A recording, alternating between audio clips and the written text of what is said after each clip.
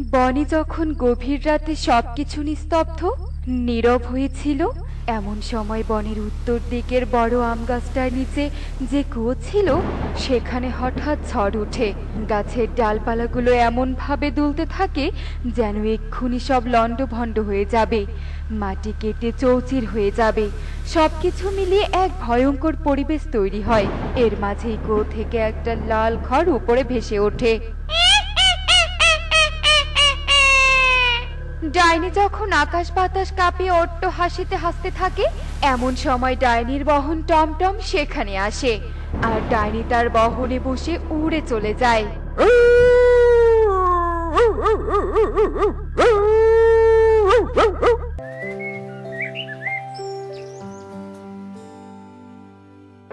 খা খা মুরগি, বেশি করে খা। তোরা যত ডিম দিবি তত তো আমার টাকা আসবে।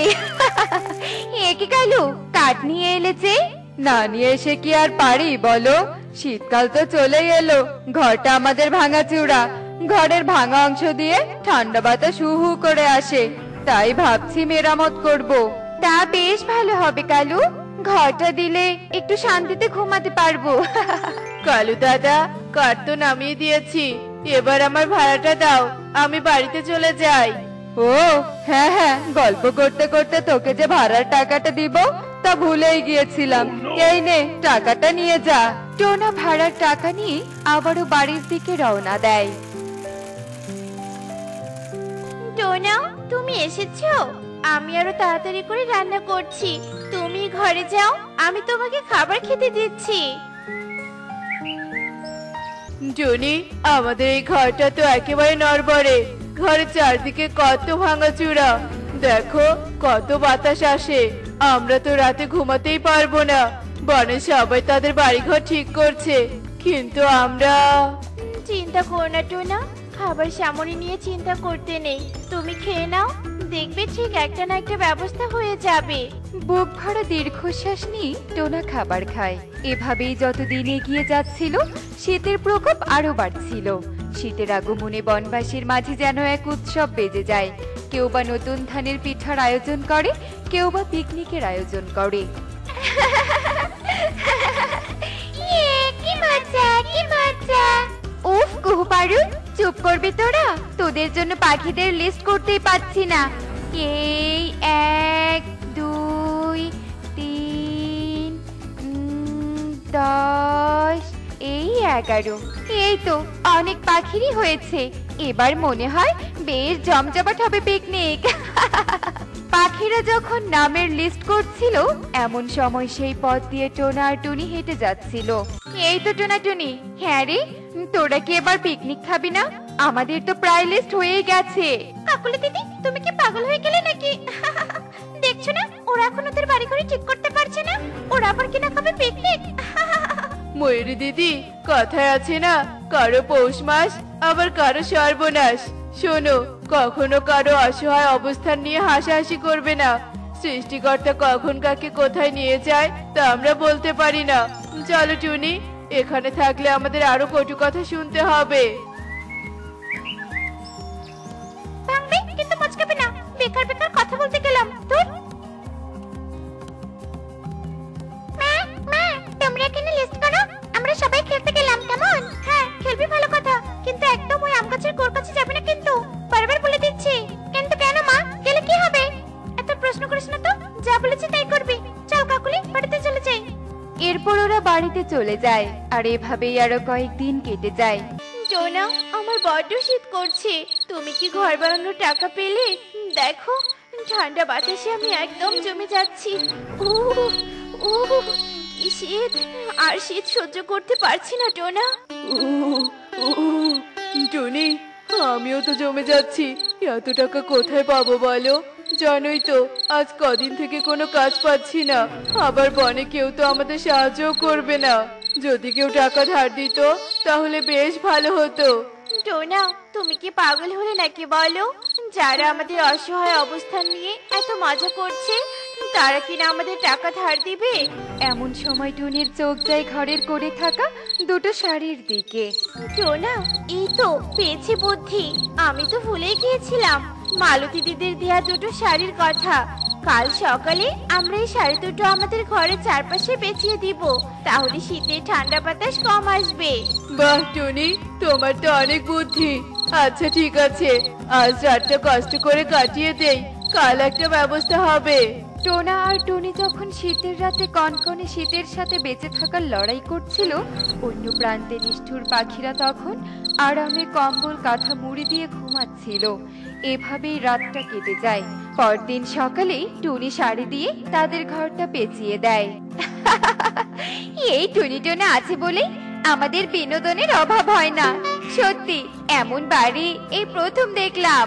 কাকুলি তার মেয়েকে নিয়ে হাসতে হাসতে চলে যায়।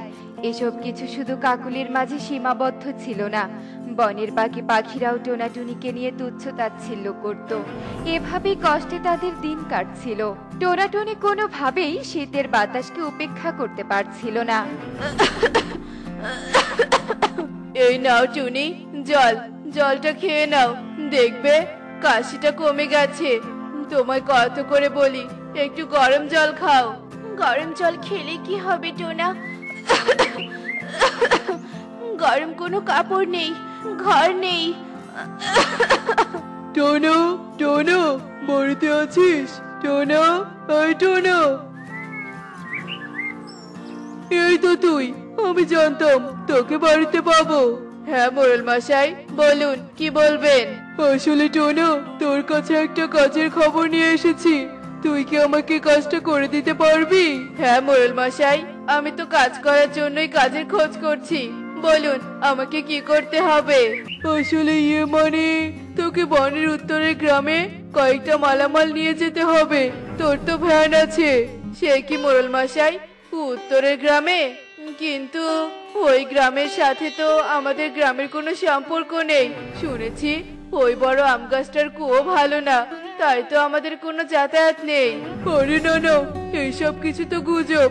শোন টোনা, তুই যদি মালামালগুলো পৌঁছে দিতে পারিস তাহলে তোকে আমি 5,000 টাকা দিব। এখন ভেবে দেখ, আর যদি যাস তাহলে আমাকে জানাস। টোনা, আমাদের মোটা অঙ্কের টাকার দরকার নেই। তুমি ওই গ্রামে যেও না, আমি চাই না তোমার কোনো ক্ষতি হোক। কিন্তু টুনি, আমি যদি দিনের মাঝে গিয়ে আবার দিনের মাঝে ফিরে আসতে পারি তাহলে তো কোনো ক্ষতি হবে না।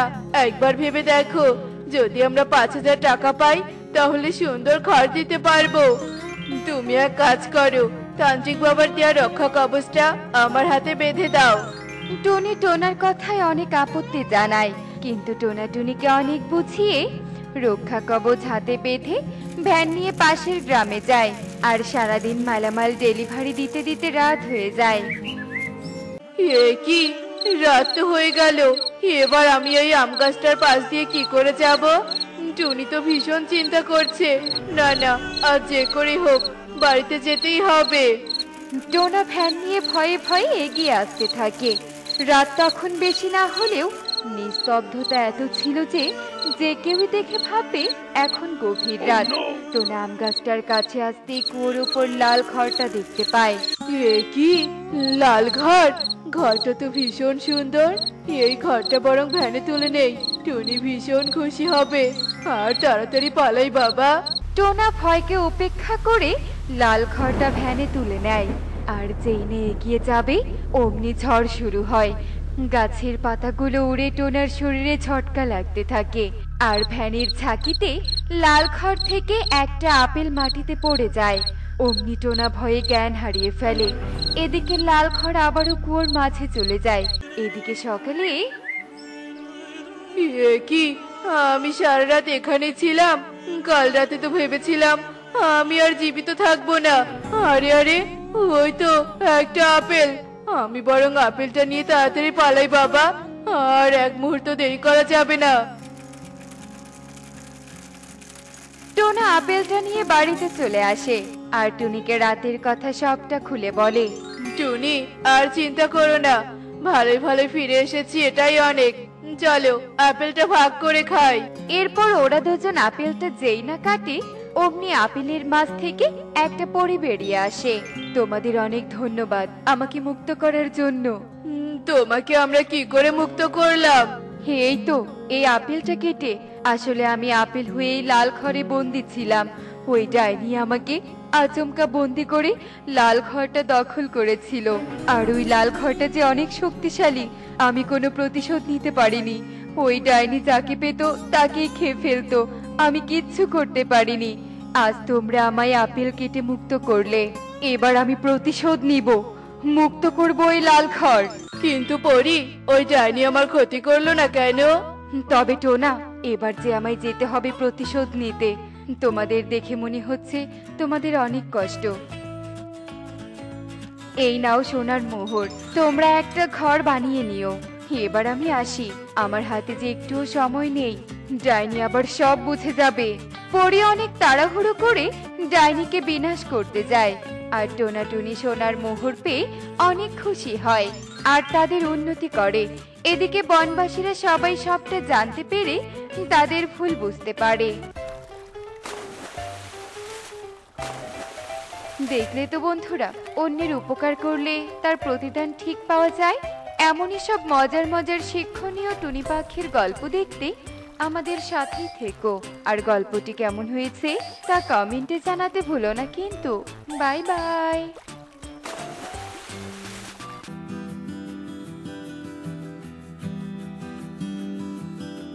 এসো মৌটুসি, আমি তোমাকে ঘুম পাড়িয়ে দেই। তুমি ঘুমিয়ে পড়লে যে আমি বাড়িতে যেতে পারবো। আর বাড়িতে আমার ছোট মেয়েটা অপেক্ষা করছে আমার জন্য। না, আমার এখন ঘুম পাচ্ছে না, তাই এখন তুমি বাড়িতে যেতে পারবে না। শোনো মাসি, এই যে চাঁদ আর তারা দেখতে পাচ্ছ, আমি সেই চাঁদের দেশে যেতে চাই। তুমি কি আমাকে চাঁদের দেশে নিয়ে যেতে পারবে? এসব তুমি কি বলছো মৌটুসি? চাঁদের দেশে আমাদের মতো সাধারণ পাখিরা যেতে পারবে নাকি?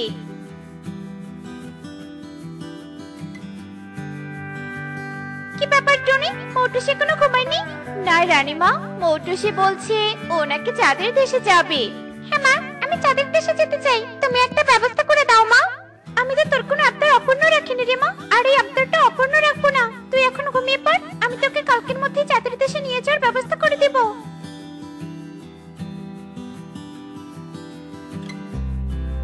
আই ঘুমাই চোখের পাতায়, আমার সোনা ঘুমাবে। স্বপ্ন পরীর চাঁদের পরীর রূপর কাঠি ছোঁয়াবে। লা লা লা লা, লা লা লা লা লা। এরপর টুনি গান শুনিয়ে মৌটুসিকে ঘুম পাড়িয়ে দেয় আর সেখান থেকে বাড়িতে চলে যায়। আর এভাবে দেখতে দেখতে সেই রাত কেটে সকাল হয়ে যায়।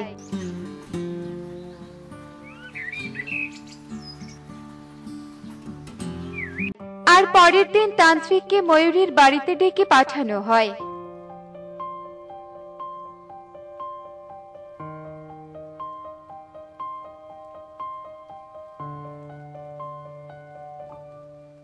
বলুন তান্ত্রিক বাবা, আমার একমাত্র কন্যা কিভাবে চাঁদের দেশে ভ্রমণ করতে পারবে?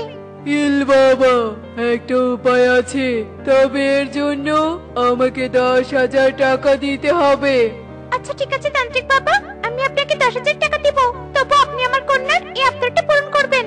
হাপুস হুপুস হিড়িং বিড়িং তিরিং ছট, জাদুই মাদুর আমার সামনে এসে যা ঝটপট। সাথে সাথে সেখানে একটা জাদুর মাদুর চলে আসে। এই মাদুর তোর কন্যাকে চাঁদের দেশে পৌঁছে দিবে। তোমাকে অনেক ধন্যবাদ মা। চাই এবার আমি মাদুরে চড়ে চাঁদের দেশে যাই। এরপর মৌটুসি মাদুরে চড়ে চাঁদের দেশে চলে যায়।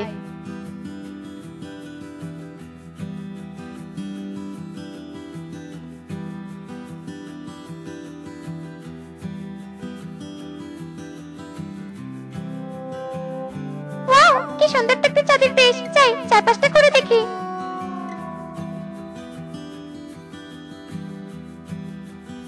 এই যে কে তুমি, আর এই চাঁদের দেশে কি করে এলে?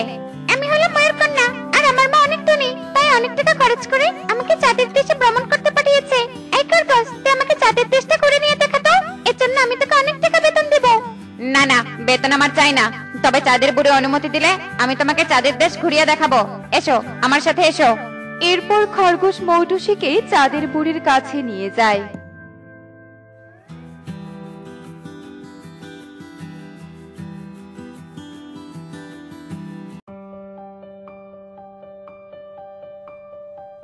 কি রে খরগোশ, এ তুই সাথে করে কাকে নিয়ে এসেছিস? চাঁদের বুড়ি, এই ময়ূরকন্যা চাঁদের দেশে ভ্রমণ করতে এসেছে, তাই তোমার অনুমতি নিতে এসেছি। বেশ, আমি অনুমতি দিতে পারি, তবে তার আগে আমার চাকায় ওকে সুতো বুনে দেখাতে হবে, তারপর সে অনুমতি পাবে। তোমাদের এত সাহস? তোমরা কিনা আমাকে কাজ করতে বলো? তোমরা জানো না আমার বাড়িতে অনেক কাজের বাকি আছে, আর তোমরা সামান্য চাঁদের পাহারাদার হয়ে আমাকে কাজ করতে বলো? করবো না আমি কাজ, আমি একাই চাঁদের দেশ ঘুরে দেখবো। সামান্য পাখি কন্যা হয়ে এত অহংকারী কথা বলছো? তোমার মনে অনেক অহংকার, এই অহংকারের শাস্তি তোমাকে পেতেই হবে। যেদিন কেউ তোমার প্রশংসা করবে, সেদিনই তুমি আগের রূপে ফিরে আসতে পারবে। এরপর চাঁদের বুড়ি ময়ূরকন্যাকে চাঁদের দেশ থেকে ছুঁড়ে ফেলে দেয়।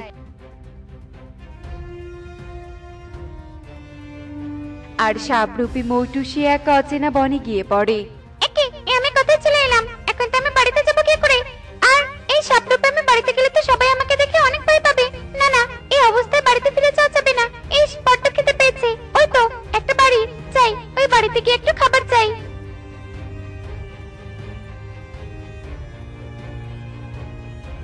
এরপর সাপরূপী মৌটুসি যেই না সেই বাড়িতে যায়,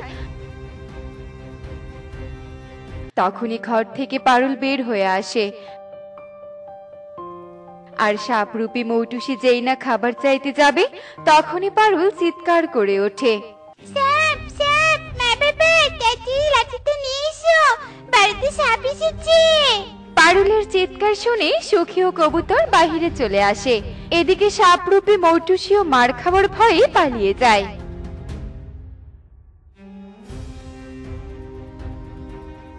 ওরে বাবারে, আর একটু হলে সবাই মিলে আমাকে মেরে তক্তা বানিয়ে দিত।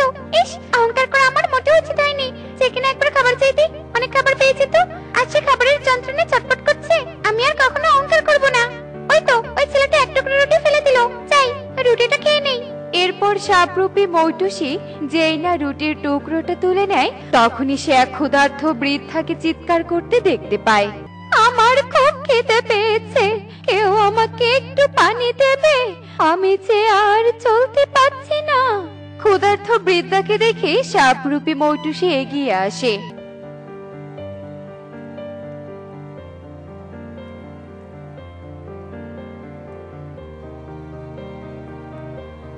ওরে বাবারে, একে তো খিদে পেয়েছে, তার ভেতরে সাপ এসেছে আমাকে খেতে।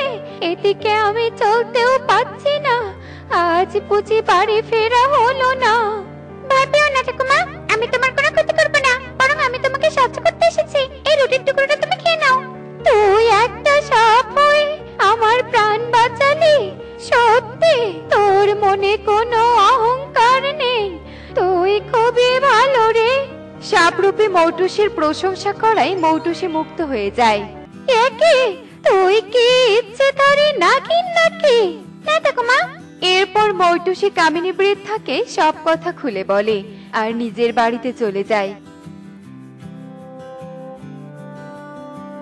এদিকে কামিনী বৃদ্ধাও খড়ির বোঝা নিয়ে বাড়িতে চলে আসে।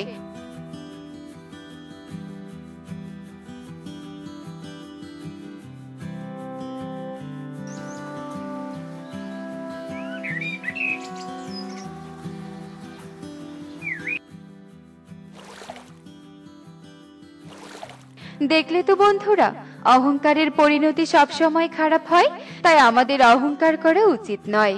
এমনই সব মজার মজার শিক্ষণীয় টুনি পাখির গল্প দেখতে আমাদের সাথেই থেকো। আর গল্পটি কেমন হয়েছে তা কমেন্টে জানাতে ভুলো না কিন্তু। Bye bye.